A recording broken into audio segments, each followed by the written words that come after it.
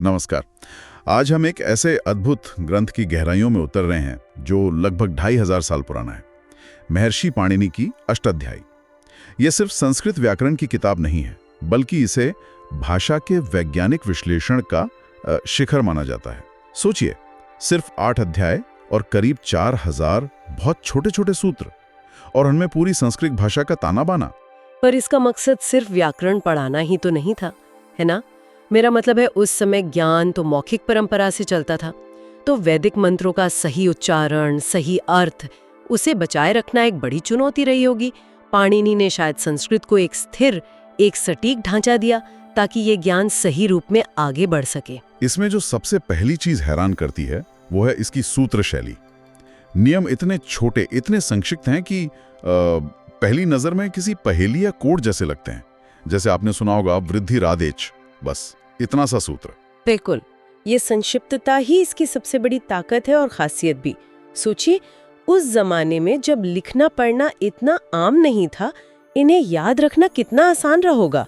हर सूत्र अपने आप में गागर में सागर जैसा है, और इन कोड्स को खोलने की जो चाबी है वो पाणिनि की खुद की इजाद की हुई प्रत्याहार पद्धति है। हाँ, ये प्रत्याहार, ये क्या चीज है?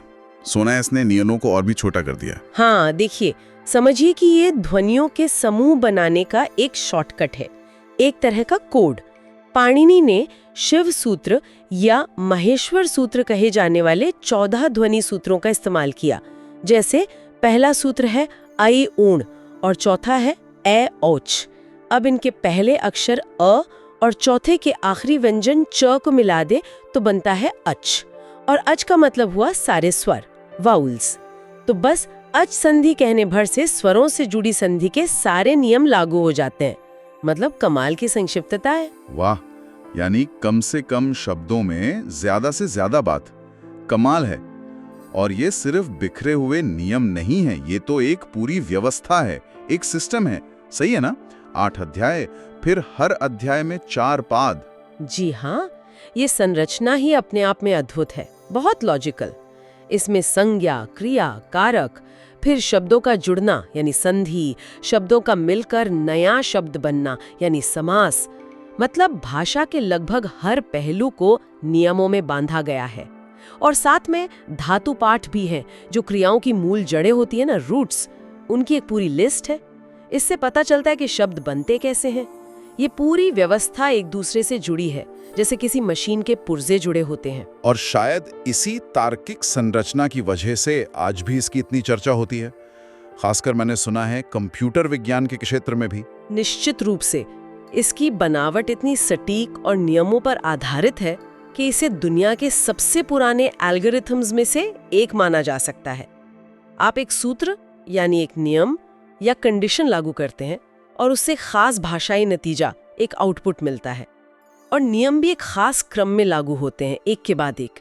कुछ हद तक जो शुरुआती कंप्यूटर प्रोग्रामिंग भाषाएं बनी, उनके विकास में खासकर नियमों के तार्किक प्रवाह यानी लॉजिकल फ्लो को डिजाइन करने में इस जैसी प्राचीन संरचनाओं से प्रेरणा मिली है।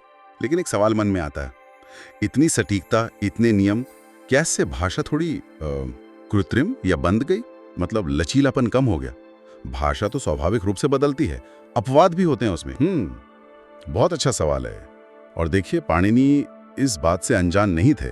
उनकी प्रतिभा इसी में है कि उन्होंने नियमों का एक मुख्य ढांचा तो बनाया, लेकिन साथ ही अपवादों और विशेष स्थितियों के लिए भी नियम बनाए। उनको अपवाद सूत्र या अधिकार सूत्र कहते हैं। तो उनका सिस्टम कठोर होते हुए भी भाषा की जो स्वाभाविक विविधता है उसको संभालने में सक्षम था। ये गणितीय सटीकता और भाषाई हकीकत के बीच एक गजब का संतुलन है। तो जाहिर है, वेद, उपनिषद, रामायण, महाभारत जैसे प्राचीन ग्रंथ समझने के लिए तो ये अनिवार्य है ही। पर क्या आज के दौर में, मतलब मॉडर्न लिंग्विस्टिक्स के लिए भी इसका कोई महत्व है? बिल्कुल है। ये सिर्फ संस्कृत सीखने का साधन नहीं है। आधुनिक भाषा विज्ञान, खासकर मॉर्फोलॉजी यानी शब्द कैसे बनते हैं और फोनोलॉजी यानी ध्वनियों का विज्ञान, इन क्षेत्रों में पाणिनि के काम को आज भी एक मील का पत्थर माना जाता है।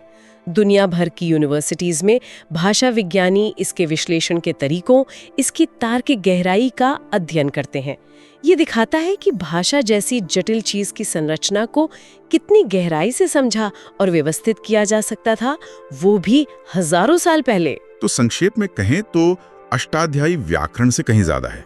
ये भाषा, तर्क और वैज्ञानिक सोच का एक संगम है जो 2500 साल बाद भी हमें हैरान करता है। सही कहा आपने। ये इस बात का सबूत है कि कैसे मानवीय भाषा की जटिलताओं को गणितीय सटीकता जैसे नियमों में ढाला जा सकता है।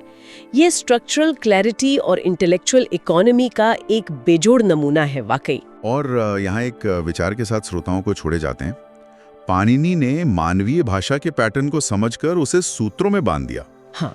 आज जो कृत्रिम बुद्धिमत्ता AI हमारी भाषा को समझने और रचने की कोशिश कर रही है, क्या वो अनजाने में पाणिनि जैसे ही किसी गहन भाषाई कोड या मूलभूत नियमों को फिर से खोज रही है, या शायद बिल्कुल नए सूत्र बना रही है?